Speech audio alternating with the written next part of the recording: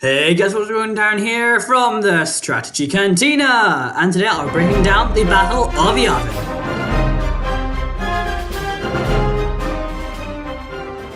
The Battle of Yavin was fought in the year 0 BBY between the Rebel Alliance led by Red and Gold leaders against the Galactic Empire led by Darth Vader and Grand Moff Tarkin.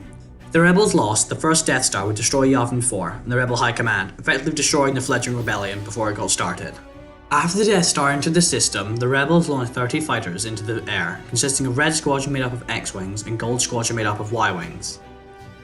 While the X-Wings engaged the Death Star's weapons to distract them away from the Y-Wings, Gold Leader and his Y-Wings headed for the trench to strike at the weak point, which the Rebels had discovered thanks to the success of Rogue One's mission on Scarif. While taking out a turbo laser, Luke's X-Wing got a little damaged, but nothing that would immediately pose a threat to his X-Wing. Soon after, Porkins was killed when his X-Wing was critically damaged and exploded after impacting the Death Star's hull. A few minutes later, Rebel Ground Command informed the squadrons that TIE fighters had emerged from the Death Star's many hangars, and were now heading for them. With TIE fighters now in the black, the Rebel fighters were starting to get picked off one by one.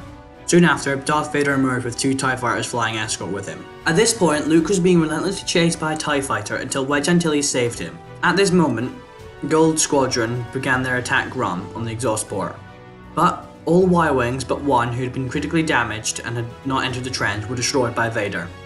With Gold Squadron destroyed, it fell on Red Squadron and their X-Wings to destroy the Death Star and save the rebellion. Red Leader and 2 other X-Wings attempted to make the run to the exhaust port, but were met with the same fate as Gold Squadron. Firing torpedoes at the exhaust port, they hit the surrounding armor, but none of the torpedoes went into the exhaust. Red Leader was killed while trying to pull out of his attack run, colliding with the Death Star's hull. Taking command, Luke Skywalker, flying as Red 5, took Wedge and Biggs into the trench and started the third attack run of the battle. While dodging laser bolts from the turbo lasers, Luke was now suffering from his X-Wing's previous damage, with his stabilizer coming loose. Then Darth Vader and his fighters emerged and hit Wedge, but not killing him. But Wedge was forced to pull out of the run due to his damage.